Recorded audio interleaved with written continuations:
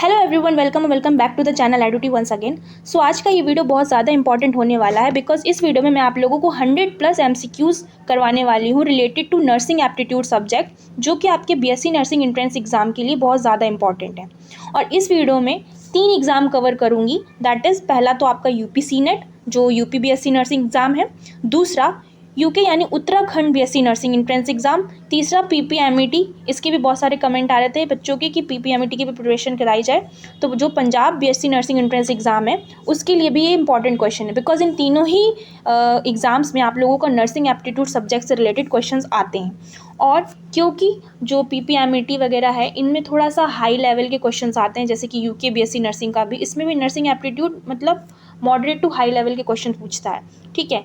और UP senate में भी क्योंकि ईयर बाय ईयर हमारा जो लेवल है वो बढ़ता जा रहा है, मॉडरेट टू हाई होता जा रहा है, इसीलिए इसमें जो भी 100+ MCQs मैं आपको प्रैक्टिस करवाने वाली हूँ उसमें आपको ईजी, मॉडरेट और हाई तीनों ही टाइप के क्वेश्चंस देखने को मिलेंगे। और कुछ क्वेश्चंस बहुत ही न्यू है, फ्रेश है, जो अभी तक आपको मैंने प्रैक्टिस नहीं करवाए, ठीक है। इसीलिए इस वीडियो को पूरा एंड तक ज़रूर देखना, क्योंकि यहाँ से कुछ ना कुछ आपको ज़रूर सीखने को मिलेगा। और मैं इस बात की श्योरिटी देती हूँ कि अगर मैं 100+ MCQs यहाँ पे करवा रही हूँ तो ज़्यादा नहीं बोलूँगी, लेकिन कम से कम 10 से 15 क्वेश्चन आपको ऐसे होंगे जो एग्ज़ाम में देखने को मिलेंगे एज इट इज़। ऑप्शंस में थोड़ा बहुत चेंजेस हो सकता है, लेकिन हाँ, क्वेश्चन वही होगा। तो इसीलिए बोल रही हूँ इस वीडियो को पूरा देखना बिना स्किप किए, क्योंकि ये वीडियो आप लोगों के लिए ही फ़ायदेमंद होगा। मेरा एग्ज़ाम नहीं है, आपका एग्ज़ाम है, ठीक है। शुरू करते हैं। यहाँ पे फर्स्ट क्वेश्चन है, Florence Nightingale establish the first professional nursing school. मतलब फ्लोरेंस नाइटिंगेल ने पहला प्रोफेशनल नर्सिंग स्कूल कहाँ स्थापित किया था। ऑप्शंस है इंडिया यानी भारत में, या जर्मनी, या फिर इंग्लैंड, या फिर अमेरिका। तो आपका करेक्ट आंसर क्या होगा? सी यानी कि इंग्लैंड। तो फ्लोरेंस नाइटिंगेल ने जो पहला अपना प्रोफेशनल नर्सिंग स्कूल स्थापित किया था वो था कहाँ? इंग्लैंड में। मैंने आपको पहले भी अदर वीडियोस में भी ये चीज़ बताई है कि फ्लोरेंस नाइटिंगेल से रिलेटेड कुछ ना कुछ क्वेश्चंस आते हैं, ज़रूर आते हैं, क्योंकि यही हमारी मॉडर्न नर्सिंग की एक नींव इन्होंने रखी थी, इसीलिए बहुत इंपॉर्टेंट रोल प्ले करती है। तो इनका बर्थ कब हुआ, कहाँ जन्म हुआ, क्या रोल था, कब कौन सा स्कूल स्टैब्लिश किया, ये सारी चीज़ें आपको इनके बारे में पता होनी चाहिए, ठीक है, एवरी स्टूडेंट को, अगर आप नर्सिंग एप्टीट्यूड सब्जेक्ट आपके एग्जाम में आ रहा है तो, ठीक। फिर नेक्स्ट क्वेश्चन की तरफ चलते हैं। The Crimean war is important in nursing history because Crimean war nursing इतिहास में महत्वपूर्ण है, क्यों? तो क्रीमियन वॉर के बारे में मैंने आपको पहले भी नर्सिंग वीडियो में बताया है दैट ये जो वॉर था इसमें लाइक जैसे कि world war first, world war second ऐसे वॉर हुए थे, वैसे ये क्रीमियन वॉर था। इसमें क्या था, बहुत सारे सोल्जर्स थे वो घायल हुए थे, ठीक है। तो अपने साइड के भी सोल्जर्स घायल हुए थे और जो एनिमी थे उनके साइड के भी सोल्जर्स घायल हुए थे, लेकिन बिना किसी भेदभाव के कि वो एनिमी के सोल्जर्स हैं या हमारे सोल्जर्स नहीं हैं, ये सब देखे बिना ही फ्लोरेंस नाइटिंगेल ने जाकर, रात में लाइट नहीं होती थी उस टाइम पे, तो उन्होंने लाइक लैंप जलाकर अंधेरे में उसकी रोशनी से उन सोल्जर्स को, घायल सोल्जर्स को वहाँ पे उन्होंने ट्रीटमेंट दिया, उनको ठीक किया, उन्हें मरने से बचाया। तभी से ही फ्लोरेंस नाइटिंगेल बहुत ज़्यादा फेमस हुई हैं, और इसीलिए क्रीमियन वॉर भी बहुत ज़्यादा फेमस है, क्योंकि इसी वर्ल्ड वॉर के दौरान, मतलब बोल सकते हो क्रीमियन वॉर के दौरान, जो नर्सिंग है वो हमारी सामने आई, देखने को मिली कि हाँ, नर्सिंग जैसी भी कोई चीज़ होती है, क्योंकि उस टाइम फ्लोरेंस नाइटिंगेल ने सोल्जर्स की जान बचाकर एक लाइक बोल सकते हैं एग्जाम्पल सेट किया था नर्सिंग का, इसीलिए उनको लाइक मॉडर्न नर्सिंग का मदर या उनकी फाउंडर भी बोला जाता है। तो क्रीमियन वॉर इंपॉर्टेंट क्यों है नर्सिंग हिस्ट्री में, यही पूछ रहा है। तो अब आप इसका आंसर ईजिली दे सकते हो। ऑप्शन गिवन है बिगनिंग ऑफ मॉडर्न नर्सिंग, मतलब आधुनिक नर्सिंग की शुरुआत हुई थी इसलिए, या फिर डिस्कवरी ऑफ पेनिसिलिन, पेनिसिलिन की खोज हुई थी, या फिर फर्स्ट सर्जरी, पहली सर्जरी हुई थी, या ब्लड ट्रांसफ्यूजन इन्वेंशन, ठीक है। तो करेक्ट आंसर इसमें क्या होगा? A, that is beginning of modern nursing, क्योंकि इसी वक्त से ही मॉडर्न नर्सिंग की शुरुआत हुई थी, ठीक है। नेक्स्ट क्वेश्चन है हमारा, Florence Nightingale emphasise the importance of, Florence Nightingale ने किस पर विशेष जोर दिया? ऑप्शन से क्लीन इन्वायरमेंट यानी स्वच्छ वातावरण, बी एक्सपेंसिव ट्रीटमेंट यानी महंगा उपचार, आइसोलेशन ओनली, केवल आइसोलेशन, या फिर सर्जरी ओनली, या फिर केवल सर्जरी। तो हमारा करेक्ट आंसर क्या होगा? A, that is clean environment. सबसे ज़्यादा जोर फ्लोरेंस नाइटिंगेल ने स्वच्छ वातावरण पर दिया था। क्यों? क्योंकि हमें पता है अगर हमारा वातावरण स्वच्छ होगा तो हम भी स्वस्थ रहेंगे, यही थीम उन्होंने अपनाई थी, ठीक है। Next question, who is known as the founder of modern nursing, आधुनिक नर्सिंग की संस्थापक किसे कहा जाता? तो अभी मैंने बताया कि मॉडर्न नर्सिंग की फाउंडर या मदर कौन है? फ्लोरेंस नाइटिंगेल, इसलिए B option is the correct answer. फिर है the lamp symbolises in nursing, nursing में दीपक क्या दर्शाता है? वेल्थ यानी धन को, नॉलेज एंड सर्विस यानी ज्ञान और सेवा को, पावर यानी शक्ति को, अथॉरिटी या अधिकार को। तो करेक्ट आंसर क्या होगा हमारा? B, that is knowledge and service. क्यों? क्योंकि लेडी विद द लैम्प हम किसे बोलते हैं? फ्लोरेंस नाइटिंगेल वो लैम्प को लेके गई, तो उनका जो लैम्प है वो किस चीज़ को दर्शा रहा है? वहाँ पे उन्होंने क्या चीज़ प्रोवाइड की थी? ज्ञान और सेवा, सर्विस ही तो प्रोवाइड की थी सोल्जर्स को, इसीलिए knowledge and service is the correct answer. फिर नेक्स्ट क्वेश्चन है, the international nurses day celebrated on, अंतर्राष्ट्रीय नर्सेज दिवस जो होता है वो कब मनाया जाता है? 5 मई, 12 मई, 15 अगस्त या 1 जनवरी? ये तो बहुत ही इंपॉर्टेंट है। As a being a nurse, आप नर्सिंग फील्ड में जा रहे हो तो आपको ये पता होना चाहिए कि आप ही का दिन कब सेलिब्रेट होता है। ठीक है, कोई भी आपसे पूछ सकता है कि नर्सेज डे कब मनाते हैं, तो ये जनरल नॉलेज के पॉइंट ऑफ व्यू से भी बहुत इंपॉर्टेंट है। तो इसका करेक्ट आंसर क्या होगा? बी, 12 मई। इसका भी एक रीज़न है कि 12 मई को ही क्यों बनाया जाता है। तो मैंने और वीडियोज़ में अगर आपने ध्यान से पढ़ा होगा तो मैंने बताया है कि 12 मई को ही फ्लोरेंस नाइटिंगेल का जन्म हुआ था, इसीलिए उनके जन्म दिवस पर ही यानी बर्थ एनिवर्सरी पर ही हम नर्सेज डे सेलिब्रेट करते हैं। तो अगर आपसे यहाँ पर इंटरनेशनल नर्सेज डे की जगह ये पूछ लिया जाता कि birth date of Florence Nightingale, तो भी आपका आंसर 12 में ही होता। ठीक है, फिर नेक्स्ट क्वेश्चन है, the birth anniversary of Florence Nightingale is observe as. हाँ, बर्थ एनिवर्सरी यानी फ्लोरेंस नाइटिंगेल की जयंती किस रूप में मनाई जाती है? तो अभी मैंने बताया किस रूप में मनाई जाती है? नर्सेज डे के रूप में, क्योंकि उसी दिन ही उनका जन्म हुआ था और उसी दिन 12 मई को ही हम नर्सेज डे भी सेलिब्रेट करते हैं। फिर नेक्स्ट क्वेश्चन है, विच quality is most essential in nursing profession, nursing पेशे में सबसे आवश्यक गुण कौन सा है? कंपैशन यानी करुणा, ईगो यानी अहंकार, एंगर यानी क्रोध, लेजीनेस यानी आलस्य। तो करेक्ट आंसर इसमें क्या होगा? ए, कंपैशन, करुणा होनी चाहिए। एक नर्सिंग प्रोफेशन में सबसे ज़्यादा एसेंशियल जो क्वालिटी होती है वो होती है कंपैशन, इसीलिए A is the correct option. Next question, the main purpose of nursing documentation is, nursing record रखने का मुख्य उद्देश्य क्या होता है? डेकोरेशन यानी सजावट, लीगल कम्युनिकेशन पर्पस यानी कानूनी और संचार उद्देश्य, एडवर्टाइजमेंट यानी विज्ञापन, या फिर इंटरटेनमेंट मनोरंजन के लिए। तो सबसे करेक्ट आंसर इसमें क्या है? B, legal and communication purpose, यानी किसी भी कानूनी या संचार उद्देश्य की वजह से हम लोग डॉक्यूमेंटेशन यानी रिकॉर्ड रखते हैं। जो नर्सेज रिकॉर्ड होते हैं वो किस लिए होते हैं? इसीलिए होते हैं। देन नेक्स्ट क्वेश्चन है, the first Indian nurse to receive Florence Nightingale award was, Florence Nightingale पुरस्कार पाने वाली पहली भारतीय नर्स कौन सी है? तो ये भी बहुत ही ज़्यादा इंपॉर्टेंट क्वेश्चन है और ये इस वीडियो का न्यू क्वेश्चन है, क्योंकि ये क्वेश्चन मैंने पिछले जितने भी एप्टीट्यूड के क्वेश्चन पढ़ाए हैं आप लोगों को उसमें ये क्वेश्चन नहीं आया था, इसीलिए मैंने कहा इसमें कुछ आपको नए क्वेश्चंस भी देखने मिलेंगे। और ये क्वेश्चन इसलिए इंपॉर्टेंट है क्योंकि मैंने पहले भी बताया है कि नर्सिंग एप्टीट्यूड में आपका नर्सिंग फील्ड से जनरल नॉलेज या आपकी हिस्ट्री से रिलेटेड भी क्वेश्चन पूछे जाते हैं। तो ये एक तरीके से एक जनरल नॉलेज ही आपको पता होना चाहिए कि फ्लोरेंस नाइटिंगेल जो इतनी फेमस है हमारी मॉडर्न नर्सिंग के लिए, तो उनके नाम पे अवार्ड भी मिल रहे हैं, तो पहले ही इंडियन कौन थी जिसको ये अवार्ड मिला, ये आपको ऐसा जनरल नॉलेज भी पता होना चाहिए। बहुत ही इंपॉर्टेंट क्वेश्चन है।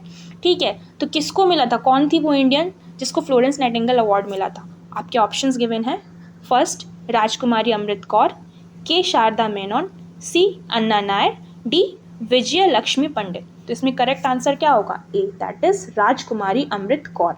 इसको आप अच्छे से लर्न कर लीजिएगा। Next question, which nursing theorist is associated with need theory, need theory एक होती है, उसमें किस नर्सिंग सिद्धांतकार से संबंधित है, यानी किसने दी थी नीड थ्योरी, ये एक तरीके से वो पूछना चाह रहा है। ठीक है, तो ऑप्शन है आपके Virginia Henderson, Florence Nightingale, Martha Rogers, बेटी न्यूमैन। तो करेक्ट आंसर क्या है इसका? ए, वर्जीनिया हेंडरसन। ये भी इस वीडियो का न्यू क्वेश्चन है। ठीक है, next question, a nurse maintaining patient privacy is following, रोगी की गोपनीयता बनाए रखना किसका उदाहरण होता है? ऑप्शन से एथिक्स नैतिकता, पनिशमेंट यानी दंड, नेग्लिजेंस यानी लापरवाही, डिसओबीडियंस मतलब अवज्ञा। तो करेक्ट आंसर इसमें क्या होगा? ए, एथिक्स यानी नैतिकता बनाए रखना इसका उदाहरण है। ठीक है, next question, therapeutic communication means, therapeutic communication का अर्थ क्या होता है? ऑप्शन से आर्ग्यूइंग विद पेशेंट यानी रोगी से बहस करना, कम्युनिकेशन हेल्पिंग पेशेंट रिकवरी यानी रोगी की सहायता करने वाला संवाद, या फिर गिविंग ऑर्डर्स ओनली केवल आदेश देना, या इग्नोरिंग इमोशन यानी भावनाओं को अनदेखा करना। तो करेक्ट ऑप्शन इसमें क्या होगा? बी, यानी कि communication helping patient recovery. Therapeutic communication का मतलब यहाँ पर यही होता है कि रोगी की सहायता करने वाला संवाद, ऐसा कम्युनिकेशन या ऐसा संवाद जिससे कि जो पेशेंट है वो जल्दी रिकवर कर सके, जल्दी वो क्या बोलते हैं उसको, प्रॉब्लम जो भी उसकी सॉल्व हो सके, उसका ट्रीटमेंट इलाज जल्दी हो सके। ठीक है, इसीलिए नेक्स्ट इसका B option is the correct answer. फिर नेक्स्ट क्वेश्चन है, the nurse should first assess in emergency care, मतलब आपातकालीन देखभाल में नर्स को सबसे पहले क्या जांचना चाहिए? ऑप्शन है हेयर कलर, बालों का रंग, एबीसी यानी एयरवे ब्रीदिंग सर्कुलेशन, वेट यानी वजन, विजन यानी दृष्टि। तो ऑप्शन होगा बी, एबीसी, मतलब उसकी एयरवे यानी उसकी जो श्वास नली उसमें तो कोई चीज़ फंस तो नहीं रही है, सांस लेने में दिक्कत तो नहीं हो रही, ब्रीदिंग उसका जितनी ब्रीदिंग रेट है वो ज़्यादा तेज़ सांस तो नहीं ले रहा है या एकदम धीमी तो नहीं है, सर्कुलेशन उसका प्रॉपर ब्लड सर्कुलेशन हो रहा है कि नहीं। तो ये एसेंशियल चीज़ें हैं जो सबसे पहले फर्स्टली असेस कर लेना चाहिए इमरजेंसी केयर के दौरान नर्सेस को। क्या होगा? Airway breathing and circulation is the correct option. फिर है, बेड सोर प्रिवेंशन मेनली इंक्लूड्स, बेड सोर की रोकथाम में मुख्यतः क्या शामिल होता है? तो इसमें कुछ ऑप्शंस गिवन हैं, फ्रीक्वेंट रिपोजिशनिंग यानी बार बार स्थिति बदलना, रिस्ट्रिक्टिंग फ्लूइड यानी जो तरल पदार्थ होते हैं उनको रोकना, अवॉइडिंग मूवमेंट यानी गतिविधि रोकना, कीपिंग स्किन वेट यानी त्वचा को गीला रखना।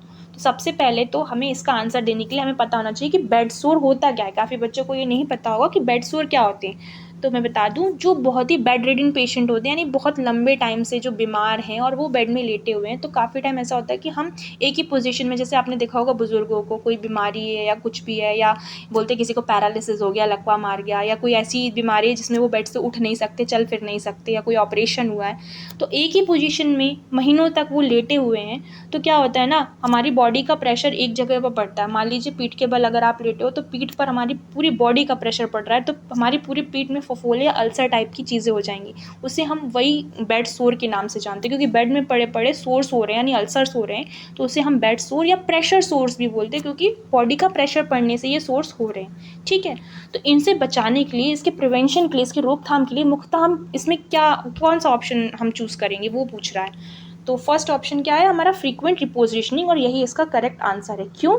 बार बार स्थिति बदलना, मतलब अगर हम एक ही पोजीशन में लिटा के रखेंगे तो वजन पड़ने की वजह से उसमें शोर्स हो सकते हैं, लेकिन हम हर 2 घंटे में, हर 4 घंटे में थोड़ा सा कभी करवट दिला दिया या कभी लाइक उल्टा लिटा दिया, इस तरह से अगर पोजीशन चेंज करते रहेंगे तो पूरी बॉडी में प्रॉपर हवा लगेगी, तो सोर्स होने के चांसेस कम होते हैं। इस तरह से हम इसका रोकथाम कर सकते हैं, इसीलिए frequent repositioning is the correct option. Next question है, the nurse patient relationship should be based on, nurse रोगी संबंध किस पर आधारित होना चाहिए? ऑप्शंस हैं ट्रस्ट यानी विश्वास, फियर यानी डर, डोमिनेंस यानी प्रभुत्व, मनी यानी पैसा।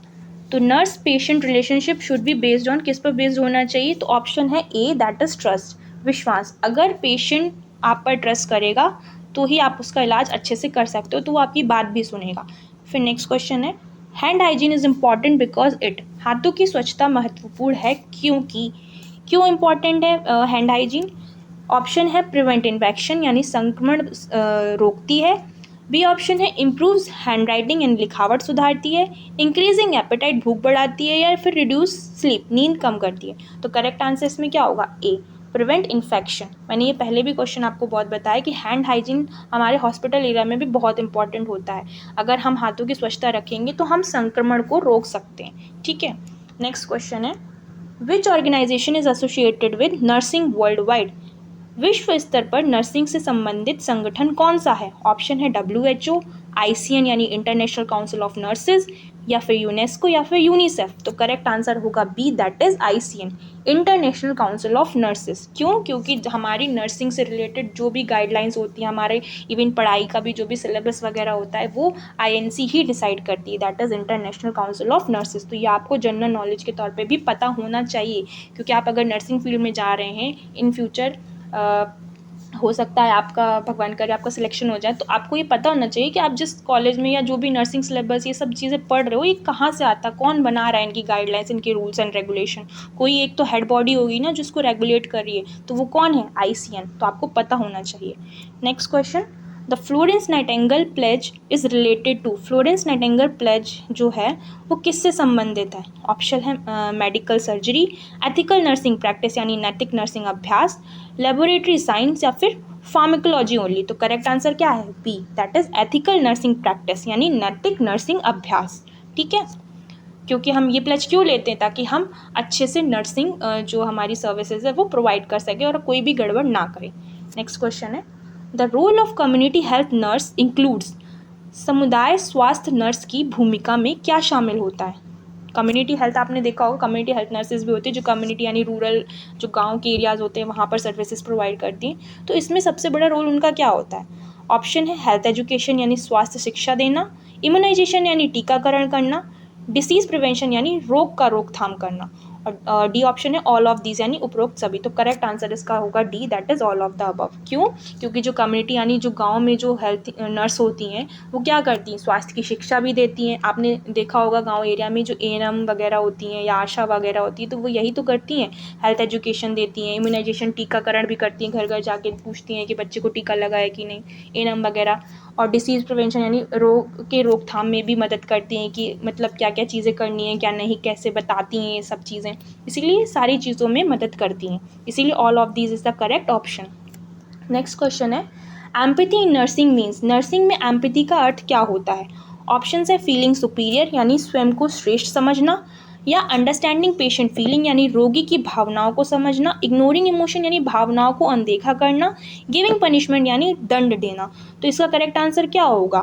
अंडरस्टैंडिंग पेशेंट फीलिंग्स यानी बी ऑप्शन, मतलब रोगी की भावनाओं को समझना। एम्पैथी का मतलब होता है रोगी की जो भी फीलिंग्स है पेशेंट की उसको अंडरस्टैंड करना। ठीक है, तो इसीलिए एक नर्सिंग फील्ड में जो नर्स होती है उसमें एम्पैथी की क्वालिटी भी होनी चाहिए ताकि वो पेशेंट की जो प्रॉब्लम है उसको समझ सके और उस हिसाब से उसका ट्रीटमेंट कर सके। नेक्स्ट क्वेश्चन है, which nurse is known for environmental theory, environmental theory के लिए कौन सी नर्स प्रसिद्ध है? तो सबको आई होप इसका आंसर पता होगा, बट कुछ बच्चों को नहीं पता तो बता दूं। ऑप्शंस गिवन है फ्लोरेंस नाइटिंगेल, हेल्डेगार्ड पैप्ल्यू, जीन वॉटसन या फिर डोरोथी जॉनसन। तो करेक्ट आंसर है ए, फ्लोरेंस नाइटिंगेल। क्यों? अभी मैंने एक क्वेश्चन बताया था कि इन्होंने किस पे ज़्यादा जोर दिया था? साफ सफाई, स्वच्छता पर, राइट, क्लीनलीनेस। तो वो किससे रिलेटेड? हमारे इन्वायरमेंट से ही, हमारे वातावरण की स्वच्छता से ही। इसीलिए इन्वायरमेंटल की थ्योरी ही किसने दी है? फ्लोरेंस नाइटिंगेल ने। इससे आपको याद करने में आसानी रहेगी। नेक्स्ट क्वेश्चन है, a professional nurse must always demonstrate, मतलब एक प्रोफेशनल नर्स को हमेशा क्या प्रदर्शित करना चाहिए? ऑप्शन गिवन है अकाउंटेबिलिटी, उदारित्व, नेग्लिजेंस लापरवाही, बाइस पक्षपात, एंगर यानी क्रोध। तो करेक्ट आंसर क्या होगा? अकाउंटेबिलिटी। हमेशा एक प्रोफेशनल नर्स को क्या प्रदर्शित करना चाहिए? अकाउंटेबिलिटी, उदारित्व। Next question, the major goal of patient centred care is, patient centred care का मुख्य उद्देश्य क्या होता है? तो इसके ऑप्शन है पेशेंट सेटिस्फैक्शन एंड सेफ्टी यानी रोगी की संतुष्टि और सुरक्षा, हॉस्पिटल प्रॉफिट अस्पताल का लाभ, नर्स कन्वीनियंस यानी नर्स की सुविधा, फास्ट डिस्चार्ज ओनली यानी केवल जल्दी छुट्टी हो जाए। तो इसमें करेक्ट आंसर होगा आपका A, that is patient satisfaction and safety. Patient centre care का मतलब यहाँ पे यही है कि पेशेंट यानी जो हमारा रोगी है वो संतुष्ट होना चाहिए और सुरक्षित होना चाहिए। नेक्स्ट क्वेश्चन है, विच nursing value is most important during terminal care, terminal care के दौरान सबसे महत्वपूर्ण नर्सिंग मूल्य कौन सा है?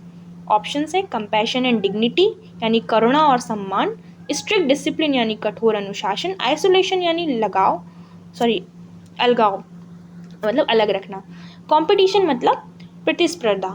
तो करेक्ट आंसर क्या होगा? A, that is compassion and dignity. Terminal care के दौरान सबसे महत्वपूर्ण नर्सिंग मूल्य यही होता है कि हमें करुणा और सम्मान करना है। ठीक है, next question, the first school of nursing by Florence Nightingale was established in the year. अभी हमने देखा था कि जो प्रोफेशनल नर्सिंग स्कूल कहाँ पे स्टैब्लिश हुआ था? इंग्लैंड में, जो हमारा सबसे पहला क्वेश्चन था। लेकिन कब स्टैब्लिश हुआ था? ईयर भी हमसे पूछ सकता है। तो वहाँ हमारे ऑप्शंस हैं 1850, 1860, 1875 या 1885। तो करेक्ट आंसर होगा बी, दैट इज 1860। और कहाँ पे हुआ था? इंग्लैंड में। तो ये दोनों ही आंसर आपको लर्न रखने, क्वेश्चन आ सकता है और आया भी हुआ है। Next question, which principle is most important while handling a critically ill patient, गंभीर रूप से बीमार रोगी को संभालते समय कौन सा सिद्धांत सबसे महत्वपूर्ण है? ऑप्शन है स्पीड विथ सेफ्टी, सुरक्षा के साथ तेजी, स्ट्रिक्टनेस यानी कठोरता, साइलेंस ओनली यानी केवल चुप्पी, डिलेड रिस्पॉन्स यानी विलंबित प्रतिक्रिया। तो करेक्ट आंसर होगा ए यानी कि स्पीड विथ सेफ्टी, सुरक्षा तेजी के साथ है लेकिन सुरक्षा भी ज़रूरी है। ठीक है, next question, the nurse should identify patient correctly before, nurse को रोगी की सही पहचान किससे पहले करनी चाहिए।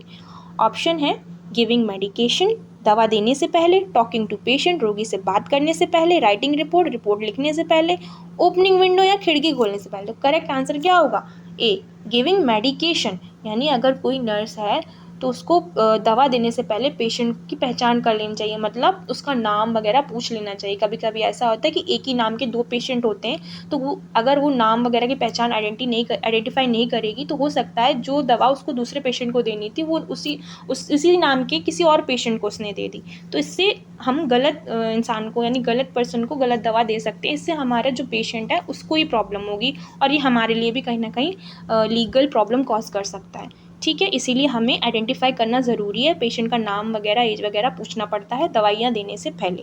ठीक है, नेक्स्ट क्वेश्चन है विच action shows professional accountability in nursing, यानी नर्सिंग में प्रोफेशनल अकाउंटेबिलिटी कौन सा कार्य दर्शाता है। ऑप्शन है एक्यूरेट डॉक्यूमेंटेशन, सही रिकॉर्ड रखना, बी इग्नोरिंग मिस्टेक्स यानी गलतियों को अनदेखा करना, आर्ग्यूइंग विद पेशेंट यानी रोगी से बहस करना, या डिलेइंग ट्रीटमेंट यानी उपचार में देरी करना। तो करेक्ट आंसर क्या होगा हमारा, एक्यूरेट डॉक्यूमेंटेशन। प्रोफेशनल अकाउंटेबिलिटी हमारा यही दर्शाता है कि हम सही तरीके से प्रॉपर रिकॉर्ड रखें, ताकि आगे चल के कोई भी मेडिको लीगल केस वगैरह अगर होता है तो हमारे पास प्रॉपर उसका पूरा डाटा स्टोर होना चाहिए। ठीक है, नेक्स्ट क्वेश्चन है the purpose of triage in emergency care is, आपातकालीन देखभाल में ट्राइएज का उद्देश्य क्या होता है ट्राइएज।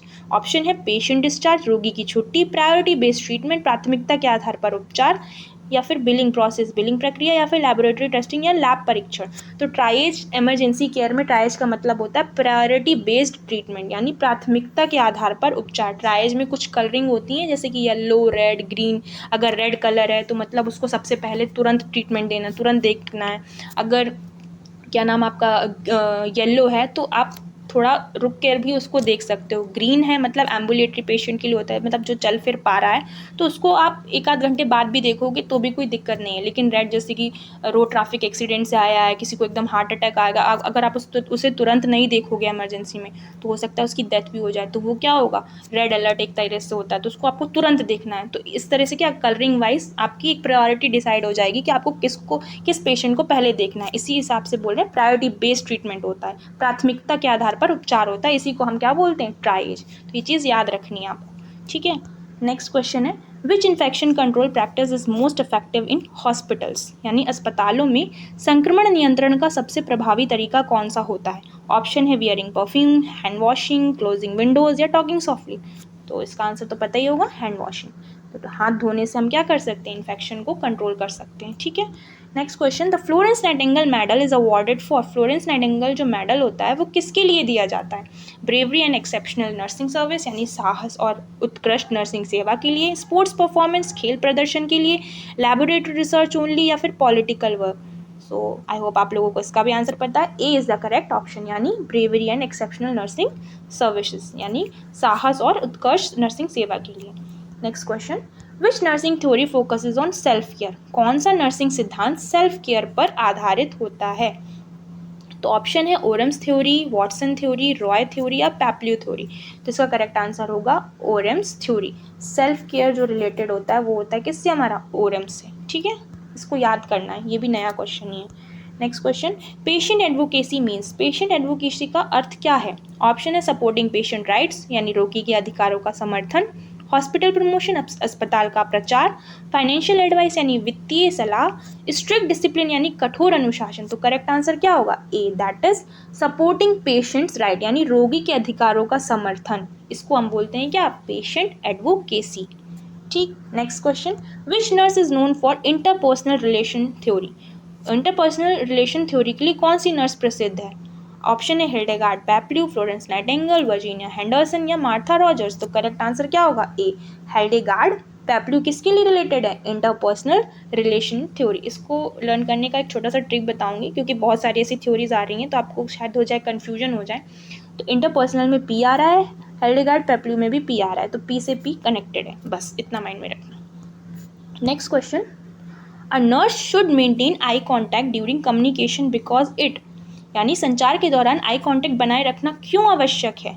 बिकॉज ऑप्शन है बिल्ड्स ट्रस्ट, ये विश्वास बनाता है, या क्रिएट फियर, डर पैदा करता है, सेव्स टाइम या समय बचाता है, या शोज अथॉरिटी यानी अधिकार दिखाता है। तो करेक्ट आंसर क्या होगा? ए, बिल्ड ट्रस्ट। हमें आई कॉन्टैक्ट क्यों बनाना चाहिए? ताकि जो पेशेंट का विश्वास है वो बना रखे। नेक्स्ट क्वेश्चन है, the main aim of palliative care is, palliative care का मुख्य उद्देश्य क्या होता है? ऑप्शंस हैं क्योर डिसीज कम्प्लीटली, रोग पूरी तरह ठीक करना, इम्प्रूव क्वालिटी ऑफ लाइफ, जीवन की गुणवत्ता सुधारना, इंक्रीज हॉस्पिटल स्टे, अस्पताल में क्या ठहराव बढ़ाना, या फिर सर्जरी ओनली, या फिर केवल सर्जरी। तो इसमें आपका करेक्ट आंसर क्या होगा? B, that is improve quality of life. यानी कि जो पैलिएटिव केयर होती है वो हमारी किससे रिलेटेड होती है? क्वालिटी ऑफ लाइफ से रिलेटेड। पेशेंट की जो जीने की जो जीवन की गुणवत्ता है उसको सुधारना ही क्या कहलाता है? Palliative care. तो B option is the correct answer. फिर नेक्स्ट क्वेश्चन है, which behaviour is considered unprofessional in nursing? Nursing में कौन सा व्यवहार अनप्रोफेशनल माना जाता है? तो ऑप्शन है रिस्पेक्टिंग पेशेंट, रोगी का सम्मान करना, मेंटेनिंग पंचुअलिटी यानी समय पालन करना, गॉसिपिंग अबाउट पेशेंट यानी रोगियों के बारे में गपशप करना, फॉलोइंग एथिक्स यानी नैतिकता का पालन करना। तो करेक्ट आंसर क्या हो जाएगा? सी, गॉसिपिंग अबाउट पेशेंट। ये अनप्रोफेशनल चीज़ है, हमें वहाँ रोगियों के बारे में गपशप नहीं करनी, हमें वहाँ रोगियों की ट्रीटमेंट करनी है। नेक्स्ट क्वेश्चन है, नर्सिंग प्रोसेस इंक्लूड, नर्सिंग प्रक्रिया में क्या शामिल है? असेसमेंट, प्लानिंग, इवैल्यूएशन या ऑल? तो करेक्ट आंसर क्या होगा? डी, यानी ऑल ऑफ द अबव। आपने अगर मेरा पुराना वीडियो देखा होगा उसमें मैंने ये चीज़ बताई है कि नर्सिंग जो प्रोसेस होती है, नर्सिंग जो प्रक्रिया होती है उसमें 5 स्टेप यानी 5 उसमें चरण होते हैं, जिसमें पहला होता है असेसमेंट। सबसे पहला होता है क्या? असेसमेंट, यानी अब क्या बोलते हैं उसको? आकलन करना। देन हम क्या करते हैं? डायग्नोसिस, यानी डिसीज़ के अकॉर्डिंग जो भी साइन एंड सिम्टम उसके हिसाब से हम डायग्नोसिस करते हैं। देन हम प्लानिंग करते हैं, यानी योजना बनाते हैं कि किस तरीके से हमें ट्रीटमेंट करना है। फिर हम करते हैं क्या नाम? इम्प्लीमेंटेशन, मतलब उस जो भी हमने प्लानिंग की है उसको उस पर लागू करना। देन हम करते हैं इवैल्यूएशन, यानी मूल्यांकन। ठीक है, तो इस तरीके से ये हमारे 5 स्टेप होते हैं। तो ये पाँचों ही स्टेप हमारे किस में आ रहे हैं? नर्सिंग प्रोसेस में, इसीलिए all of these is the correct answer. ठीक, नेक्स्ट क्वेश्चन है, विच quality helps nurses handle stressful situation effectively? यानी तनावपूर्ण परिस्थितियों को संभालने में कौन सा गुण नर्स की मदद करता है?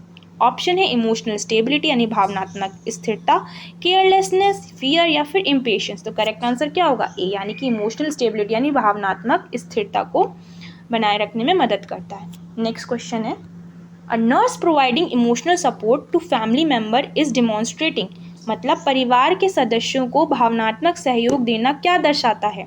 Option compassionate care, punishment, neglect या अथॉरिटी। करेक्ट आंसर होगा क्या? ए, कंपैशनेट केयर यानी करुणात्मक देखभाल। Next question, which nursing action helps prevent medication errors? दवा संबंधी त्रुटियों को रोकने के लिए कौन सा नर्सिंग कार्य आवश्यक है? तो ऑप्शन है फॉलोइंग मेडिकेशन राइट्स, यानी दवा देने की सही नियमों का पालन, गेसिंग डोजेस, स्किपिंग वेरिफिकेशन, या फिर शेयरिंग मेडिकेशन। तो इसके ऑप्शन से ही समझ में आ रहा है इसका करेक्ट आंसर क्या होगा? ए, यानी फॉलोइंग मेडिकेशन राइट्स। दवा देने के सही नियमों का अगर हम पालन करेंगे तो हम दवा देने में कोई त्रुटियां यानी मिस्टेक्स नहीं करेंगे, गलतियां नहीं होंगी। नेक्स्ट क्वेश्चन है, the 5 rights of medication administration includes, दवा देने के 5 राइट्स मतलब 5 अधिकार होते हैं, उसमें क्या शामिल है? Right patient, right drug, right dose या ऑल? तो करेक्ट आंसर क्या होगा? ऑल। सही रोगी चुनना, सही दवा देना और सही मात्रा में देना, ये सारे ही राइट्स हमारे मेडिकेशन एडमिनिस्ट्रेशन के होते हैं, यानी दवा देने के ये सारे ही तरीके होते हैं। Next question, community health nursing mainly focuses on, community health nursing मुख्यतः किस पर केंद्रित होती है? डिसीज प्रिवेंशन, फैशन, एडवर्टाइजिंग या बिजनेस मैनेजमेंट? तो करेक्ट आंसर क्या होगा? ए, डिसीज प्रिवेंशन यानी रोग के रोकथाम में। Next question, the nurses responsibility during informed consent is, informed consent के दौरान नर्स की जिम्मेदारी क्या है? विटनेस पेशेंट सिग्नेचर यानी रोगी के हस्ताक्षर की गवाही देना, फोर्स पेशेंट यानी रोगी पर दबाव डालना, हाइड इन्फॉर्मेशन यानी जानकारी छुपाना, गिव लीगल जजमेंट यानी कानूनी निर्णय देना। तो इन्फॉर्म कंसेंट का मतलब यही होता है कि रोगी के हस्ताक्षर और गवाही देना, यानी विटनेस पेशेंट सिग्नेचर। मैंने आपको पिछले वीडियो में भी बताया था, इन्फॉर्म्ड कंसेंट का मतलब यही होता है कि अगर हम किसी पेशेंट की सर्जरी करने जा रहे हैं या कोई भी उस पर प्रोसीजर करने जा रहे हैं, तो आपने देखा होगा हॉस्पिटल में आप लोगों को एक पर्चा देते हैं, उसमें कुछ चीज़ें लिखी होती हैं कि अगर सर्जरी के दौरान आपके पेशेंट की डेथ हो जाती है, कुछ हो जाता है, तो उसके लिए हॉस्पिटल या डॉक्टर जिम्मेदार नहीं है, और फिर आपके घर से कोई रिलेटिव उसमें साइन करता है, तो ये वो लोग साइन कराते हैं, तो उसी को हम इन्फॉर्म्ड कंसेंट कहते हैं, ताकि कल को अगर कोई प्रॉब्लम हो जाए तो उनके हॉस्पिटल या उन पर कोई प्रॉब्लम ना हो, कोई उन पर लीगल केस ना हो जाए, इसीलिए इन्फॉर्म्ड कंसेंट लिया जाता है। ठीक है, तो उसमें वही होता है कि रोगी के हस्ताक्षर और गवाही होती है कि हाँ ठीक है, हम एग्री हैं, आप प्लीज़ ऑपरेशन करिए। ठीक है, नेक्स्ट क्वेश्चन है, which patient should be attended first according to priority nursing care, मतलब प्राथमिकता नर्सिंग देखभाल के अनुसार किस रोगी को पहले देखना चाहिए। ऑप्शन है patient with severe breathing difficulty, गंभीर सांस समस्या वाला रोगी, या फिर पेशेंट विद माइल्ड फीवर, हल्के बुखार वाला, या फिर पेशेंट आस्किंग फॉर फूड, या जो भोजन मांगने वाला रोगी है, या फिर स्लीपिंग पेशेंट या सोता हुआ रोगी। तो करेक्ट आंसर क्या होगा, A, that is patient with severe breathing difficulty, जिसको गंभीर सांस लेने में जो समस्या हो रही है रोगी को, उसे हम पहले यानी फर्स्ट प्रायोरिटी देंगे, पहले देखेंगे। नेक्स्ट क्वेश्चन है, nursing ethics mainly guide nurses about, nursing ethics नर्सों को मुख्यतः किसके बारे में मार्गदर्शन देती है। ऑप्शन है मोरल बिहेवियर यानी नैतिक व्यवहार, स्पोर्ट्स एक्टिविटी यानी खेल गतिविधि, पॉलिटिक्स यानी राजनीति, या फाइनेंशियल इन्वेस्टमेंट यानी वित्तीय निवेश। तो करेक्ट आंसर क्या होगा, ए, मोरल बिहेवियर के बारे में गाइड करती है या उसके बारे में मार्गदर्शन करती है। ठीक है, यानी नैतिक व्यवहार कैसा होना चाहिए एक नर्स का, उसके बारे में बताती है। Next question, A nurse must report unsafe practices because it ensures, मतलब अनसेफ प्रैक्टिसेस की रिपोर्ट करना क्यों आवश्यक है। अनसेफ प्रैक्टिस मतलब ऐसी प्रैक्टिस या ऐसा कोई प्रोसीजर आप कर रहे हो जो कि सेफ़ नहीं है पेशेंट के लिए, जिससे पेशेंट की जान को खतरा हो सकता है, तो ऐसे चीज़ों को रिपोर्ट करना क्यों ज़रूरी होता है। फर्स्ट, पेशेंट सेफ्टी के लिए, हॉस्पिटल डेकोरेशन के लिए, फास्टर डिस्चार्ज के लिए, पर्सनल फेम के लिए। तो करेक्ट आंसर क्या होगा, ए, पेशेंट की सेफ्टी के लिए यानी रोगी की सुरक्षा के लिए। Next question, which nurse theorist emphasised caring science, मतलब केयरिंग साइंस पर किस नर्स सिद्धांतकार ने जोर दिया। ऑप्शन है जीन वॉटसन, ऑरेम, रॉय, या फिर हेंडरसन। तो इसका करेक्ट आंसर क्या हो जाएगा, ए, यानी कि जीन वॉटसन, इन्होंने ही केयरिंग साइंस पर सबसे ज़्यादा क्या बोलते हैं जोर दिया था। ठीक है, तो A option is the correct answer, that is Jean Watson. तो 50 नंबर क्वेश्चन है, professional nursing care should always be, यानी प्रोफेशनल नर्सिंग देखभाल हमेशा कैसी होनी चाहिए। Holistic and patient centred, rude, careless, या फियर बेस्ड। तो करेक्ट आंसर क्या होगा, A, holistic and patient centred, यानी समग्र और रोगी केंद्रित ऐसी नर्सिंग केयर देना चाहिए जिसमें हम पेशेंट को पूरी तरीके से उसकी देखभाल कर सकें और उसका ट्रीटमेंट कर सकें। फिर आ जाते हैं 51 क्वेश्चन में, a nurse notices a patient becoming suddenly restless and anxious after surgery, this may be an early sign of. ये क्वेश्चन आपके उत्तराखंड और पीपीएमईटी के पॉइंट ऑफ व्यू से इंपॉर्टेंट हो सकता है, क्योंकि उसमें हार्ड क्वेश्चन पूछे जाते हैं। यूपी सीनेट में भी ऐसे क्वेश्चन आ सकते हैं, हो सकता है इस बार सीनेट वाले थोड़ा अपना लेवल बढ़ा दें, इसीलिए आप लोगों के लिए भी इम्पॉर्टेंट है। तो हिंदी में पढ़ते हैं क्या बोलना चाह रहा है, सर्जरी के बाद रोगी अचानक बेचैन और चिंतित हो जाए तो यह किसका प्रारंभिक संकेत हो सकता है। आपके ऑप्शन है हाइपोक्सिया यानी ऑक्सीजन की कमी, फ्रैक्चर या फिर रिकवरी, या फिर हाइपरटेंशन। तो करेक्ट आंसर क्या होगा, ए, हाइपोक्सिया यानी ऑक्सीजन की कमी हो सकती है। अगर सर्जरी के बाद रोगी अचानक से बेचैन हो जाए या चिंतित हो जाए तो हो सकता है उसे सांस लेने में कमी प्रॉब्लम हो रही है, ऑक्सीजन की कमी हो रही है, यानी उसको हम हाइपोक्सिया बोलते हैं। तो करेक्ट आंसर क्या होगा, हाइपोक्सिया।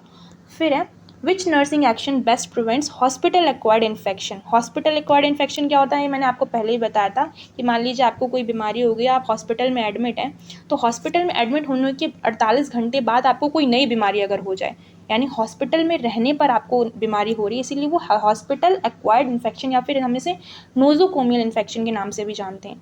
तो इसको प्रिवेंट करने के लिए क्या एक्शन लेना चाहिए, मतलब अस्पताल में होने वाले संक्रमणों को रोकने के लिए सबसे अच्छा नर्सिंग कार्य कौन सा है। ऑप्शन है फ्रीक्वेंट हैंड हाइजीन यानी बार बार हाथ साफ करना, क्लोजिंग डोर्स, वियरिंग ज्वेलरी, या रिड्यूसिंग वाटर इनटेक। तो करेक्ट आंसर क्या होगा, ए, फ्रीक्वेंट हैंड हाइजीन। अगर हम बार बार हाथ धोएंगे तो हम इन्फेक्शन से प्रिवेंट कर सकते हैं, इससे क्या होगा, रोगी को यानी संक्रमण फैलने से हम बचा सकते हैं। नेक्स्ट क्वेश्चन है, a patient says I am afraid I may die, the best nursing response is. रोगी कहता है कि मुझे डर है कि मैं मर सकता हूँ, तो सबसे अच्छा नर्सिंग उत्तर क्या होगा, आप क्या बोलोगे उसको? Option A don't say that, ऐसा मत कहो। Option B everything will be fine, सब ठीक हो जाएगा। C tell me more about your fear, अपने डर के बारे में और बताइए। डी इग्नोर स्टेटमेंट, यानी बात को नज़रअंदाज करना। तो करेक्ट आंसर्स में आपका क्या होगा? C, that is tell me more about your fear. क्यों ऐसा? क्योंकि अगर वो आपसे बोला कि मुझे डर लग रहा है, तो उससे आप पूछोगे और हो सकता है आपको पता चले कि रीज़न क्या है, वो क्यों डर रहा है, तो आप उसकी चीज़ को सॉल्व कर सको, आप उसे समझा सको, जिससे क्या है उसका डर कम हो जाएगा और रोगी जल्दी से स्वस्थ हो सकता है। इसीलिए अपने डर के बारे में और बताइए, ये हमारा करेक्ट आंसर होगा। नेक्स्ट क्वेश्चन है, which nutrient is most important for wound healing, घाव भरने के लिए कौन सा पोषक तत्व सबसे ज़्यादा महत्वपूर्ण है? ऑप्शन है प्रोटीन, सोडियम, शुगर या कोलेस्ट्रॉल। तो करेक्ट आंसर क्या होगा? ए, प्रोटीन। अगर कोई भी वुंड है तो उसको हील करने में प्रोटीन हमें ज़्यादा हेल्प करती है, इसीलिए जब भी कोई घाव या चोट वगैरह लगती है तो आपने देखा होगा मम्मी वगैरह प्रोटीन से रिलेटेड चीज़ें हमें ज़्यादा खाने पीने के लिए देती हैं। Next question, a nurse caring for a dying patient should primarily focus on, means मृत्युशैया पर पड़े रोगी की देखभाल में नर्स को मुख्यतः किस पर ध्यान देना चाहिए? मान लीजिए कोई पेशेंट मर गया है, तो उस वक्त मरे हुआ जो पेशेंट लेटा है, तो एज अ नर्स आपको सबसे पहले किस पे ध्यान देना है? ऑप्शन है इमोशनल कंफर्ट एंड डिग्निटी, यानी भावनात्मक आराम और सम्मान। स्ट्रिक्ट डिसिप्लिन, यानी कठोर अनुशासन। हॉस्पिटल रूल्स ओनली, यानी केवल अस्पताल नियम। या फिर अवॉइड कम्युनिकेशन। तो करेक्ट आंसर आपका यहाँ पे क्या हो जाएगा? ए, इमोशनल कंफर्ट एंड डिग्निटी। मतलब जो उस मृत्युशैया पर जो पड़े रोगी हैं, तो उनकी देखभाल के लिए नर्स को सबसे पहले यही करना है कि आपके उनके इमोशनल कंफर्ट को समझना है और उनका सम्मान करना है। ठीक है। नेक्स्ट क्वेश्चन है, which sign indicates fluid overload, कौन सा लक्षण शरीर में अधिक तरह यानी फ्लूइड ओवरलोड को दर्शाता है? ये दर्शाता है कि आपकी बॉडी में बहुत ज़्यादा फ्लूइड हो गया है। एक होता है पानी की कमी होना और एक होता है बॉडी में बहुत ज़्यादा पानी हो जाना।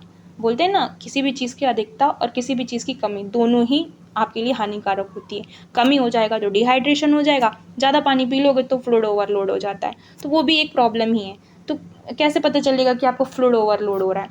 ऑप्शन एडिमा, सूजन हो जाएगी, ड्राई लिप्स, सूखे होंठ होंगे, वेट लॉस, वजन घटेगा, या संकीर्ण आइज, आपकी जो आँखें हैं वो धसी हुई होंगी। तो करेक्ट आंसर क्या होगा? एडिमा, सूजन। ऑब्वियसली बात है, आपकी बॉडी में जगह जगह अगर पानी इकट्ठा हो रहा है, आप ज़्यादा फ्लूइड ले रहे हो, तो उसकी वजह से एडिमा हो सकता है, सूजन हो सकती है। तो इससे हमें क्या पता चल जाए कि आपकी बॉडी में फ्लूइड ओवरलोड हो रहा है। नेक्स्ट क्वेश्चन है, a nurse must verify patient identity before medication administration to, मतलब दवा देने से पहले रोगी की पहचान स्थापित क्यों करनी चाहिए? मतलब मैंने वही बताया था कि मेडिकेशन देने से पहले हमें पेशेंट का नाम और एज पूछना चाहिए। क्यों? ताकि हम मिस्टेक ना कर दें। चलिए ऑप्शन देखते हैं, prevent medication error, save time, reduce paper work, या इम्प्रूव हॉस्पिटल इनकम। तो वही है correct answer A, medication error, दवा त्रुटि रोकने से। क्योंकि मैंने बताया था अगर एक ही नाम के दो पेशेंट हैं तो हो सकता है हम जिसको दवा देनी है उसको ना देके उसी नाम वाले दूसरे पेशेंट को दे दें, तो इससे हमारी त्रुटियां यानी एरर हो सकती हैं। तो इससे बचने के लिए हमें पहले आइडेंटिफाई करना चाहिए पेशेंट को। ठीक है। नेक्स्ट क्वेश्चन है, which condition is commonly associated with high fever, neck rigidity and photophobia, मतलब उच्च बुखार, गर्दन में अकड़न और प्रकाश से डर लगना किस रोग से संबंधित हो सकता है? मेनिंजाइटिस से, अस्थमा से, डायबिटीज़ से, या गैस्ट्राइटिस से? तो करेक्ट आंसर क्या होगा? मेनिंजाइटिस। मेनिंजाइटिस ब्रेन में जो हमारी मेनिंजीज होती हैं, लेयर्स होती हैं, उनका इन्फ्लेमेशन हो जाता है, तब हमें ये इस तरह के सिम्टम्स देखने को मिलते हैं, लाइक हाई फीवर, नेक रिजिडिटी और फोटोफोबिया। ठीक। नेक्स्ट क्वेश्चन है, the best position for an unconscious patient is, बेहोश रोगी के लिए सबसे उचित स्थिति कौन सी होनी चाहिए? ये मैंने प्रीवियस वीडियोस में भी काफ़ी बार आप लोगों को एक्सप्लेन किया, क्योंकि ये क्वेश्चन बहुत बार रिपीट हो चुका है सीनेट में भी और अदर नर्सिंग जो एग्ज़ाम है उनमें भी। तो ऑप्शन है supine, lateral position, sitting position, Trendelenburg position. तो करेक्ट आंसर इसका होगा B, that is lateral position, यानी करवट वाली स्थिति में। इसका रीज़न क्या है वो मैंने डिटेल में आप लोगों को प्रीवियस वीडियोज़ में समझाया, आप जाकर वो वीडियो देख सकते हो। बाकी आंसर इसका लेटरल पोजीशन होगा। Then next question, a nurse who speaks respectfully to all patients is demonstrating, सभी रोगियों से सम्मानपूर्वक बात करने वाली नर्स क्या प्रदर्शित कर रही है? Option professional ethics, weakness, fear, या carelessness. Correct answer is A, that is professional ethics. Next question, which condition में occur due to prolong immobility, लंबे समय तक निष्क्रिय रहने से कौन सी स्थिति हो सकती है? Option deep vein thrombosis, improve circulation, weight gain only, या फिर बेटर लंग फंक्शन। तो करेक्ट ऑप्शन होगा डीप वेन थ्रोम्बोसिस। काफ़ी बार ऐसा होता है कि हम एक ही पोजीशन पे बैठ रहते हैं तो उससे जो हमारी पैरों की जो वेन्स है उनमें इन्फ्लेमेशन हो जाता है, तो उसको हम बोलते हैं डीप वेन थ्रोम्बोसिस। तो ये क्या होता है, लॉन्ग प्रोलॉन्ग इमोबिलिटी की वजह से होता है, मतलब हम काफ़ी टाइम से कोई काम नहीं कर रहे, हम चल फिर नहीं रहे हैं, तो हमें डीप वेन थ्रोम्बोसिस वाली प्रॉब्लम हो सकती है, इसीलिए A is the correct option. Next question, the nurses role in rehabilitation includes, means rehabilitation में नर्स की भूमिका क्या है? ऑप्शंस हैं encouraging independence, option B ignoring patient emotions, discouraging activity, limiting communication. तो आपके इसमें क्वेश्चन क्या था, रिहैबिलिटेशन में नर्स की भूमिका क्या होती है? तो रिहैबिलिटेशन क्या होता है, जब जब कोई ऐसी चीज़ लाइक कोई पेशेंट है वो ऐसी स्टेज पर आ गया, किसी का पैर कट गया है, तो उस टाइम पे अब उसका पैर वापस तो आ नहीं सकता है, लेकिन हाँ हम उसको लाइक अपनी डेली एक्टिविटीज़ में कैसे इंगेज होना है, लाइफ में आगे बढ़ने के लिए प्रमोट करना, ये सब चीज़ें रिहैबिलिटेशन में आती हैं। तो इसका आपका करेक्ट आंसर हो जाएगा ए, दैट इज़ इंकरेजिंग इंडिपेंडेंस, यानी आत्मनिर्भरता बढ़ाना, उस पेशेंट को आत्मनिर्भर बनाना ही रिहैबिलिटेशन का पार्ट होता है। नेक्स्ट क्वेश्चन है, विच nursing action reduces anxiety before surgery, means surgery से पहले चिंता कम करने के लिए कौन सा नर्सिंग कार्य सहायक है? ऑप्शन है providing clear explanation, avoiding questions, isolating patient, या speaking harshly. So the correct option is A, that is providing clear explanation. मतलब सर्जरी से पहले चिंता ना हो पेशेंट को, इसलिए अगर हम उसको स्पष्ट जानकारी दे देंगे तो हो सकता है उसकी जो एंग्जाइटी है, जो चिंता है, वो कम हो जाए। इसीलिए हमें कोई भी प्रोसीजर या सर्जरी करने से पहले पेशेंट से कंसेंट भी लेना चाहिए और उसको प्रॉपर एक्सप्लेनेशन भी देना चाहिए।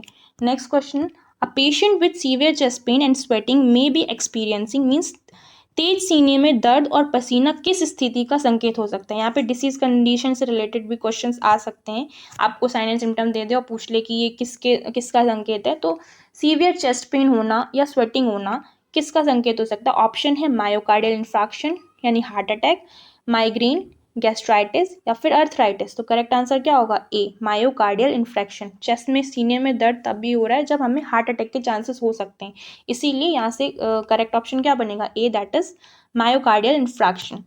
नेक्स्ट क्वेश्चन है, which vitamin deficiency can lead to poor wound healing, किस वाइटामिन की कमी से घाव भरने में देरी हो सकती है? Option vitamin C, vitamin D, vitamin K, या विटामिन B12। तो करेक्ट आंसर क्या होगा? Vitamin C. विटामिन सी की कमी से हो सकता है कि आपकी जो घाव है या वुंड हीलिंग है वो देरी से भरे या जल्दी ना भरे। Next question, a nurse should immediately report, नर्स को तुरंत किसकी रिपोर्ट करनी चाहिए? Option sudden fall in blood pressure, patient sleeping, normal pulse, या पेशेंट रीडिंग बुक। तो करेक्ट आंसर क्या होगा? A, that is sudden fall in blood pressure. अगर अचानक से रक्तचाप गिर जाता है तो ये चीज़ आपको तुरंत रिपोर्ट करनी है और तुरंत उसका ट्रीटमेंट लेना है। नेक्स्ट क्वेश्चन है, the most important aspect of paediatric nursing is, बाल रोग नर्सिंग का सबसे महत्व पहलू क्या होता है? ऑप्शन है फैमिली सेंटर्ड केयर यानी परिवार केंद्रित देखभाल, स्ट्रिक्ट पनिशमेंट यानी कठोर दंड, आइसोलेशन ओनली केवल अलगाव, या मिनिमल कम्युनिकेशन कम बातचीत। तो इसका करेक्ट आंसर होगा आपका A, that is family centred care यानी परिवार केंद्रित देखभाल। इसीलिए बोलते हैं ना, क्यों? क्योंकि जो बच्चे होते हैं उसको पूरे ही फैमिली का सपोर्ट मिलना चाहिए, पूरी फैमिली का केयर मिलना चाहिए। कोई एक बंदा उसकी केयर करे तो बच्चे को भी ऐसा लगता है कि आइसोलेटेड फील होता है, इसीलिए जो बच्चे होते हैं पीडियाट्रिक केयर होती है उसमें फैमिली सेंटर्ड केयर होनी चाहिए। नेक्स्ट क्वेश्चन है, a nurse should use sterile technique while, nurse को स्टेराइल टेक्निक कब उपयोग करनी चाहिए? ऑप्शंस हैं ड्रेसिंग ओपन वुंड्स, खुले घाव की ड्रेसिंग करते टाइम, टॉकिंग टू पेशेंट, रोगी से बात करते समय, वॉकिंग इन वार्ड में चलते समय, या टेकिंग अटेंडेंस, उपस्थिति लेते समय। तो करेक्ट आंसर क्या होगा इसका? ए, ड्रेसिंग ओपन वुंड्स यानी खुले घाव की ड्रेसिंग करते वक्त हमें स्टेराइल टेक्निक्स की यूज करनी चाहिए। स्टेराइल टेक्निक मतलब फ्री फ्रॉम इन्फेक्शन, जिससे कि उसको संक्रमण ना हो सके। नेक्स्ट क्वेश्चन है, which factor most affects therapeutic communication, therapeutic communication को सबसे अधिक कौन प्रभावित करता है? ऑप्शन है active listening, loud arguments, ignoring patient, या गिविंग ऑर्डर्स। तो करेक्ट आंसर होगा A, that is active listening. अगर हम थेरेपेटिक कम्युनिकेशन बेस्ट करना चाहते हैं तो हमें जो पेशेंट की प्रॉब्लम है उसको अच्छे से सुनना है, सक्रियता सुनना है, ठीक है, इसीलिए इसको क्या बोलते हैं? Active listening. नेक्स्ट क्वेश्चन है, the primary aim of nursing care is, nursing देखभाल का मुख्य उद्देश्य क्या होता है? प्रमोट हेल्थ एंड रिकवरी यानी स्वास्थ्य और सुधार को बढ़ावा देना, इंक्रीज हॉस्पिटल एक्सपेंसेस अस्पताल का खर्च बढ़ाना, मेंटेन साइलेंस चुप्पी बनाए रखना, या अवॉइड पेशेंट इंट्रैक्शन रोगी से दूरी रखना। करेक्ट आंसर इसका क्या हो जाएगा? A, promote health and recovery means स्वास्थ्य और सुधार को बढ़ावा देना। यह हमारी नर्सिंग केयर का मुख्य उद्देश्य होता है। फिर which nutrient mainly gives energy to the body, शरीर को मुख्य ऊर्जा कौन सा पोषक तत्व देता है? प्रोटीन, कार्बोहाइड्रेट, विटामिन या फिर मिनरल? तो इसका करेक्ट आंसर होगा बी, दैट इज कार्बोहाइड्रेट। हमारी बॉडी का जो मेन एनर्जी सोर्स होता है वो क्या होता है? कार्बोहाइड्रेट। नेक्स्ट क्वेश्चन है, a nurse should wash hand before and after patient care to, nurse को रोगी देखभाल से पहले और बाद में हाथ क्यों धोना चाहिए? ऑप्शंस गिवन है, प्रिवेंट इन्फेक्शन यानी संक्रमण रोकने के लिए, सेव वाटर यानी पानी बचाने के लिए, अवॉइड एक्सरसाइज यानी व्यायाम से बचने के लिए, इंप्रूव हैंड राइटिंग यानी लिखावट सुधारने के लिए। तो करेक्ट आंसर इसका क्या हो जाएगा?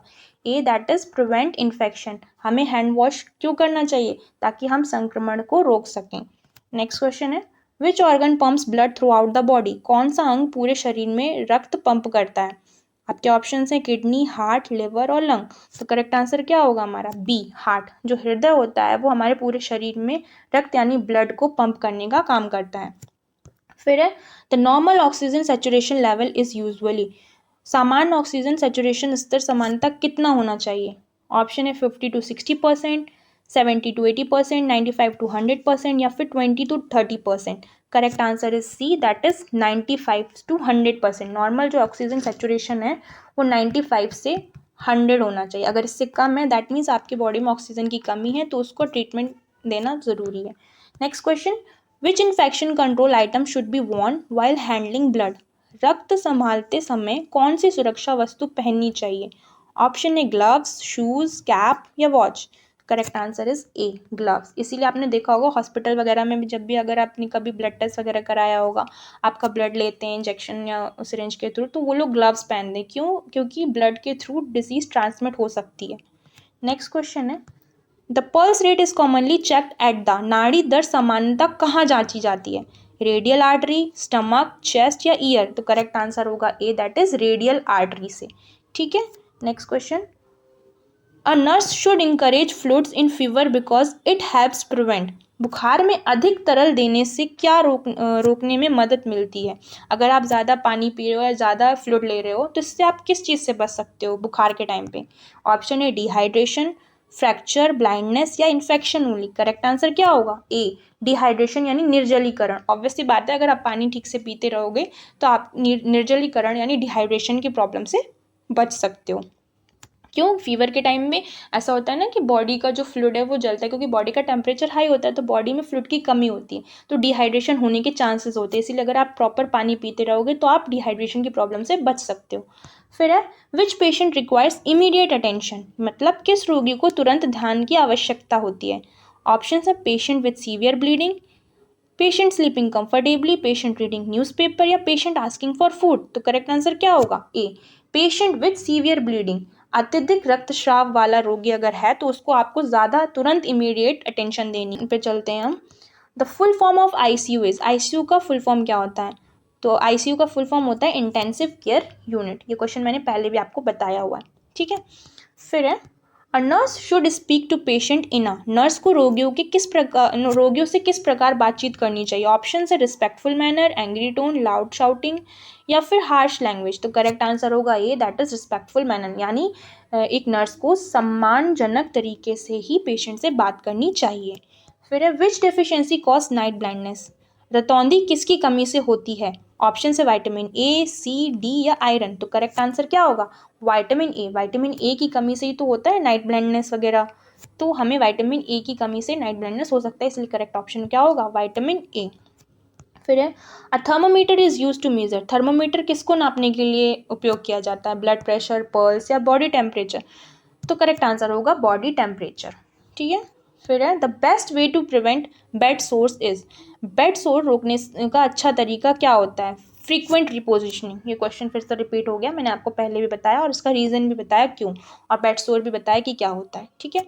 फिर आप patient with breathing difficulty should receive, सांस लेने में कठिनाई वाले रोगी को क्या देना चाहिए, oxygen support, heavy metal, sedative immediately, या कोल्ड वाटर ओनली। तो करेक्ट आंसर क्या होगा, ऑक्सीजन सपोर्ट। ऑब्वियस सी बात है, किसी को सांस नहीं आ रही यानी ऑक्सीजन की कमी हो रही तो ऑक्सीजन सपोर्ट ही तो दोगे, ऑक्सीजन की सहायता ही करोगे।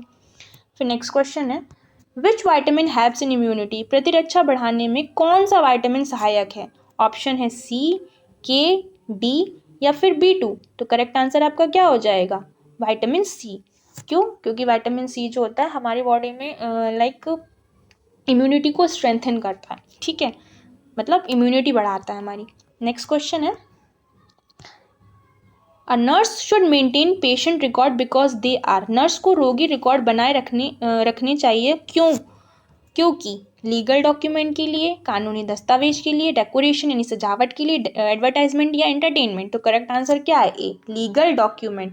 हमें पेशेंट रिकॉर्ड इसीलिए बना के रखना चाहिए ताकि हम कानूनी दस्तावेज में वो हमारी मदद हो सके। मैंने आपको पहले बताया है कि जो पेशेंट का रिकॉर्ड यानी उसका पूरा नाम, पता, एड्रेस, हम ये सब चीज़ें क्यों रखते हैं, ताकि कल को कोई मेडिको लीगल केस हो जाए तो पुलिस इंक्वायरी के टाइम पे या इन्वेस्टिगेशन के टाइम पे हमारे पास प्रॉपर डाटा या इन्फॉर्मेशन होनी चाहिए कि हाँ फलाना फलाना पेशेंट ने हमारे यहाँ से इस वक्त ट्रीटमेंट लिया था, ठीक है। तो एज अ प्रूफ के तौर पर हमें मेडिकल रिकॉर्ड पेशेंट के रखने चाहिए।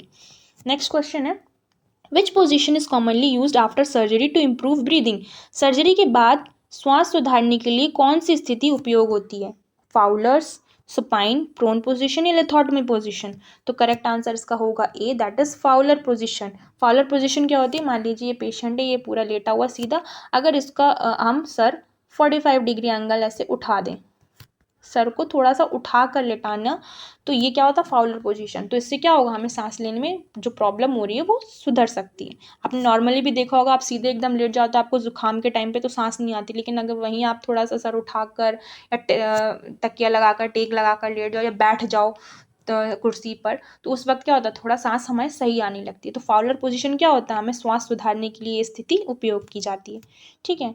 नेक्स्ट क्वेश्चन है, the nurses first responsibility during emergency is, आपातकाल में नर्स की पहली जिम्मेदारी क्या होती है, ऑप्शन सेव लाइफ, जीवन बचाना, complete paper work, call relatives only, arrange furniture. तो करेक्ट आंसर यही होगा A, that is save life. First responsibility emergency में यही तो होती है, जीवन बचाना, ठीक है। Next question, a patient feels dizzy after standing suddenly, this may be due to, यानी अचानक खड़े होने पर चक्कर आना किस कारण हो सकता है। मान लीजिए आप लेटे थे या बैठे थे और आप एकदम से खड़े हुए और आपको चक्कर आने लगे, तो इस कंडीशन को हम क्या बोलते हैं, ऑप्शन है ऑर्थोस्टैटिक हाइपोटेंशन, डायबिटीज, फ्रैक्चर या infection. Correct answer is A, that is orthostatic hypotension, इसको हम बोलते हैं ऑर्थोस्टैटिक हाइपोटेंशन। नेक्स्ट क्वेश्चन है, the best source of information about patient pain is, रोगी के दर्द की सबसे अच्छी जानकारी किससे मिलती है, ऑप्शन है पेशेंट हिमसेल्फ, स्वयं रोगी, रिलेटिव्स, लेबोरेटरी टेस्ट या फिर एक्सरे ओनली। तो करेक्ट आंसर क्या होगा, ए, पेशेंट हिमसेल्फ। पेशेंट जितना अच्छे से खुद के रोग के बारे में वो आपको समझा सकता है उतना कोई और नहीं बता सकता, इसीलिए बेस्ट इन्फॉर्मेशन हमें स्वयं रोगी से यानी पेशेंट से ही मिल सकती है। Next question, who is known as the mother of modern nursing. तो ये क्वेश्चन का आंसर तो मैंने पहले ही आपको बता दिया था, कौन है, Florence Nightingale. Next question, international nurses day celebrated on, ये फिर से रिपीट हो गया, 12 मई को ही बनाया जाता है इंटरनेशनल नर्सेज डे, क्यों, क्योंकि इस दिन फ्लोरेंस नाइटिंगेल जी का जन्म हुआ था।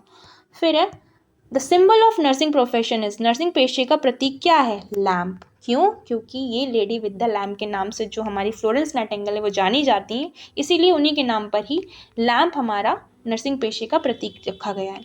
Next question, which organisation is mainly responsible for global public health, वैश्विक जन स्वास्थ्य के लिए मुख्य रूप से कौन सा संगठन जिम्मेदार है, WHO, यूनेस्को, नासा या IMF। Correct answer is A, that is WHO यानी वर्ल्ड हेल्थ ऑर्गेनाइजेशन।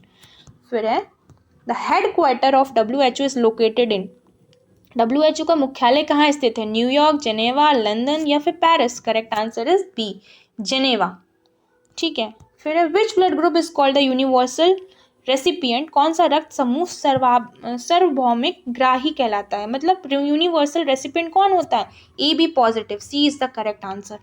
फिर नेक्स्ट क्वेश्चन है, which vitamin is produce in the body by sunlight exposure? सूर्य के प्रकाश से शरीर में कौन सा वाइटामिन बनता है? वाइटामिन ए, B12, सी या फिर वाइटामिन डी? तो करेक्ट आंसर क्या होगा हमारा?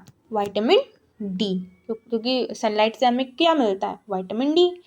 द नेक्स्ट क्वेश्चन है, the normal blood pressure of a healthy adult is approximately, एक स्वस्थ वयस्क यानी इंसान का सामान्य रक्तचाप लगभग कितना होता है? ऑप्शंस गिवन है 80/40 mmHg, 100/60, 120/80 या फिर 180/120। तो करेक्ट आंसर क्या होगा? C, that is 120/80 mm of Hg, जिसमें 120 होता है हमारा सिस्टोलिक ब्लड प्रेशर और 80 क्या होता है? Diastolic blood pressure. Next question, the branch of nursing deal with newborn babies is called, नवजात शिशुओं की देखभाल से संबंधित नर्सिंग शाखा क्या कहलाती है? ऑप्शन है paediatric nursing, geriatric nursing, psychiatric nursing या oncology. Correct option is that is paediatric nursing. तो जो साइंस जो नर्सिंग हमारी न्यूबॉर्न बेबी से डील करती है वो बाल चिकित्सा नर्सिंग कहलाती है। देन नेक्स्ट क्वेश्चन है, the main aim of community health nursing is, समुदाय स्वास्थ्य नर्सिंग का मुख्य उद्देश्य क्या है? Option disease prevention and health promotion, hospital decoration, business management या laboratory testing. Correct answer is A that is disease prevention and health promotion, रोकथाम और स्वास्थ्य संवर्धन। Next question, which Indian nurse award is considered highly prestigious, Bharat में कौन सा nursing पुरस्कार अत्यंत प्रतिष्ठित माना जाता है? Bharat Ratna, Florence Nightingale award, Padmashri या फिर द्रोणाचार्य अवार्ड। तो करेक्ट आंसर क्या होगा इसमें? फ्लोरेंस नाइटिंगेल अवार्ड, क्योंकि हम क्या पढ़ रहे हैं? नर्सिंग एप्टीट्यूड, तो हम अपनी नर्सिंग रिलेटेड ही देखेंगे। फिर नेक्स्ट क्वेश्चन है, द 5 राइट्स ऑफ मेडिकेशन, तो ये अभी मैंने क्वेश्चन पढ़ाया था, ये इसका all of the answer is the correct option.